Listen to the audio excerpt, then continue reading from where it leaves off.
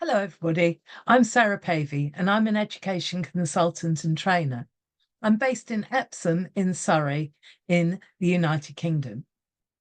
For many years, I was a school librarian, but now I run my own training and consultancy business. My background is, interestingly, in biochemistry and information science. So I've always been a bit of a geek. When the COVID pandemic struck, I put my creative talents towards writing a book called Playing Games in the School Library. And many of the ideas in this presentation are going to draw on that research. I'll tell you some more about that at the end of the presentation, but it drew on the practice of librarians from all around the world. So in this presentation, we're going to look at how technology can enhance inspiration and creativity amongst your students when it comes to creating their own stories. Specifically, we're going to be looking at the following concepts: the impact that storytelling can have on young people, how we can use technology such as virtual reality, augmented reality, and mixed reality to give a better experience and to encourage creativity. And no current presentation would be complete without some kind of reference to generative AI tools, and we're going to look at that too. But overall, we're going to look at how technology can be used to enhance the experience. Mary Helen Imordino Yang is an ex-classroom teacher turned neuroscientist, and she believes that meaningful learning can't take place without you becoming emotionally involved, no matter what the subject. The salience network of the brain controls things such as perception and emotion, interpersonal experiences. And her experiments have shown that all areas of the brain are stimulated once become emotionally involved in something. Now, storytelling and its creativity and its escapism allow us to think and to wonder. It enhances our curiosity. So learning through this mechanism would have a lot of benefits. If we then combine this with technology, we are giving learners, whatever their age, a much better chance of understanding even quite complex concepts. Storytelling doesn't just have to be about fiction. It can revolve around non-fiction too. We all like to read something which has got a clear narrative, and this kind of technology can help students hone that craft. With any technology, we need to ensure that we're using it in the right way. We shouldn't just be using it because it's a convenient gimmick, but we should look at how it's going to enhance the learning experience. So if we take storytelling, looking at the SAMR test, at the most basic level, with no technology, we could just ask someone to tell us a story. However, if we look at substitution, we're just writing down that story maybe in a different way. With augmentation, we might be perhaps showing slides or pictures or using writing to enhance performance.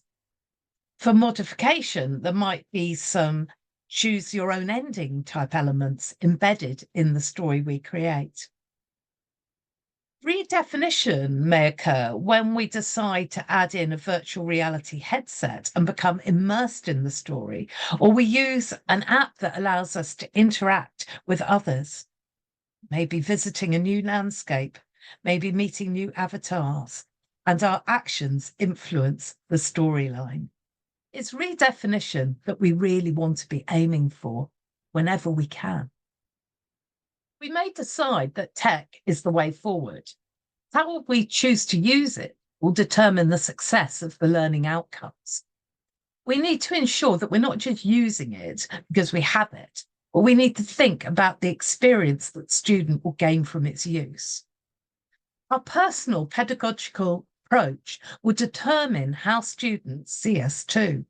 So we need to be focused and understand what we're trying to get them to experience emotionally, as well as factually, and the practicalities of producing it.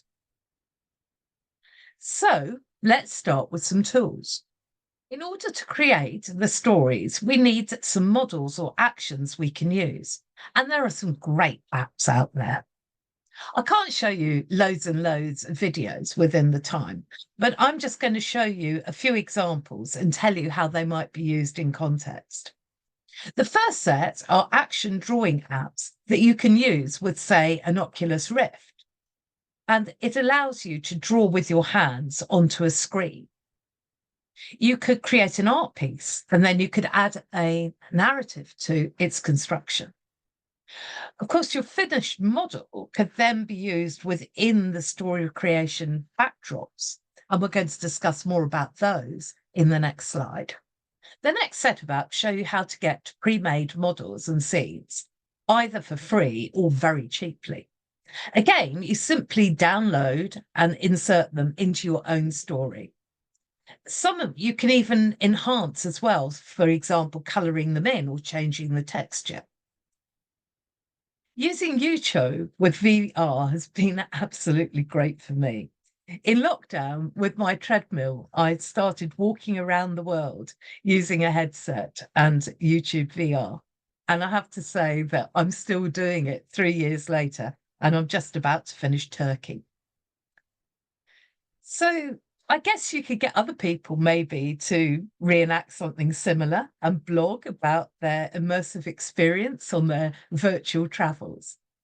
The next set of apps look at the construction of backgrounds and scenery that you can create for your amazing story scenarios.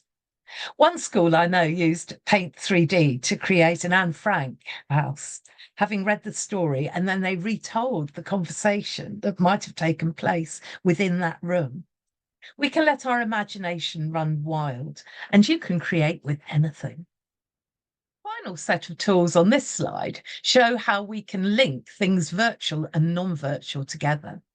QR codes can be used to enhance a virtual story that is set in a real space and give clues or information in any media form we want it to. So it could include a link, for example, to a VR video. iJack app removes the need for a marker as the static picture acts as that marker. And again, this can be linked with another media. For example, I used it in some poetry writing. I had a huge picture of Caravaggio's View from a London Bridge, and I then got the students to embed themselves reading their own poetry within that picture, so that when you hovered over it, they sprang to life and gave an animated narrative of their poem. ThingLink is a way of tagging images or adding virtual text to a video or an AR experience in real time. So this could be used to enhance a story, taking you to the next scene, or maybe giving out some factual information in a non-fiction section. For example, you might be exploring the environment of a volcano using a 360 video, and you could insert or tag signs to the post telling you some more information about what to look out for in case the volcano might erupt. In fact, the action movie FX app has got some great disaster potential in it that you could add in for effect, so the volcano really could explode. You know, mashups are really the way to go. So, having got some content, we can then use other apps to create our narratives and storylines. We could begin with something like Minecraft, that lots of students are familiar with, and Roblox. They're really creation tools too, but they allow narrative to happen, to be added, and then you can capture your storyline on a film for others to share. For example, we used Minecraft for creating medieval castles and then doing a walkthrough showing all the different aspects that might appeal to a king looking to build a new castle. The next set of apps allow us to explore in virtual worlds, and they allow us to use content to create our story. Some of them have prescribed adventures, past and present, such as the expedition apps. Others, such as Assembler and Metaverse, allow us to create our own scenery, but have the ability to add in models and scenery directly. Mozilla Hubs allows us to create an interactive story in which several people wearing headsets can take part at once. The wonderful Merge Cube allows you to attach 3D models or videos to the sides of the cube, and you can actually feel like you're holding an object in your hand rather than a cube, and then you can describe it. And Don and Reiner from 2017, their research shows us how holding objects can reduce the cognitive load and really help students to decide that and understand what they're trying to do or they're trying to see. The next set of apps have content embedded, but you need to interact and you can direct a storyline. These apps explore the way in which writing links to oracy in terms of communication. Add in a VR element for motivation and real-time experience. The one I really love is Dramatic AR, whereby whatever noun you write down turns into a little avatar, and then you can actually make it run, jump, climb, anything you like. The other set of apps over on the left-hand side of the screen, Goosechase, Seppo, Class VR, and CoSpaces, are fantastic if you want to create a real-time story. They're truly immersive. We can place tags and clues in a real environment to take students on a journey, maybe as a library induction, or maybe dressing up a real room and adding tags, or perhaps an adventure or a virtual museum, and then you walk around it in real life. It could be around the entire school. Class VR and CoSpaces bring the technology together, allowing you to link and mix and match all the apps that we see on this side or their equivalents within the same space. They're very versatile and a great investment. Two more that I'd like to bring to your attention. Firstly, Kumo Space. What if we were to create a virtual room, but people with real videos of themselves could visit it and have conversations? Can you imagine a murder mystery story involving several rooms and a group of people all interacting to solve the crime?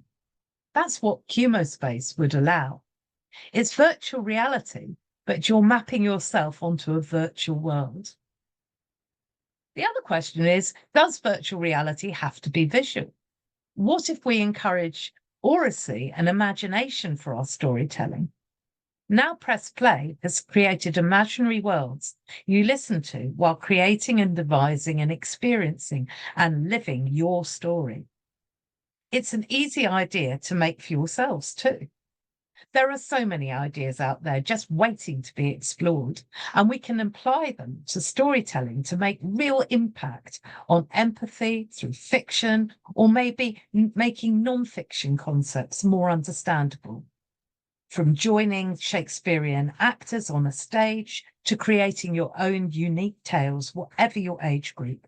These tools and the content are out there, and most of it is free. Storytelling allows us to fuse the factual and the emotive, igniting the activity of the whole brain. But there's one more bit. Generative AI platforms are all the rage at the moment, and we can compose some clever graphics as well as text using these tools. Is it original? Well, if we switch things around a bit and look at it from a different perspective, yes, it can be. Firstly, the key is in the prompt. The idea that the students have is so crucial. So students can use this to learn to think creatively and to use the correct vocabulary to achieve the results they need. They've got to describe what's going on in their head. What do they want to see? What do they want to write? So you could get them to think of a story first, maybe, and write down their ideas, and then turn this into a text or a visual prompt and use generative AI. It isn't that easy. It's a skill. You have to feed it into a generative program and see what happens. So what could we do? Well, we might start with the text, and good old chatbot, GPT, OpenAI, is probably as good a place as any to start. But we've got to be careful about what we ask it for. We've got to be exact. We've got to use the right vocabulary. Then we've got to praise it and tell it what a good storyteller it is. We've got to tell it how long we want the narrative to be. The other one underneath, talk to Pi, is even funnier because Pi will never actually write anything for you, but it will have a discussion with you and it will cross-examine you about why you've decided to take the tack or the slope that you've decided upon. The icons above are for making generative pictures. Now, this can be quite fraught with danger. Some of the pictures are extremely strange. If you are not exact in your description or you're too complex in your description, you aren't going to get the right information out. One of my favourites is Canva because it's fairly straightforward. It has a magic button and you can actually produce a picture using a whole host of different styles, from a medieval manuscript to the latest Japanese or anime. Finally, on this page, we see Gamma, and Gamma is a slide generator. So again, if you had a story, you could ask Gamma to turn that story into a set of slide presentations. And then you could use the text and the imagery from the others to enhance those slides or to change them in some way. But you would have the idea of how a story is constructed. So generative AI shouldn't be a complete no-no. Maybe we're turning people from being a writer into an editor. And if we look at it that way and say, yes, but it's still got to be their fundamental idea, then we're not at risk of cheating. However, if you need a little bit more help on ideas on using this technology, there are several case studies in my book which use storytelling. It's available directly from UK publishers Facet or in America through the ALA store. And there's a discount if you're a member. Of course, you could get it on Amazon, or of course, you could just borrow it from your local library. It just remains for me to say thank you very much for listening. I hope this has inspired you to go forth and create and innovate. I'd love to see and hear some of your ideas. So please do contact me using any of the following. I really hope you've enjoyed this presentation. Please feel free to ask any questions, and I hope that you enjoy the rest of this amazing conference. Thank you.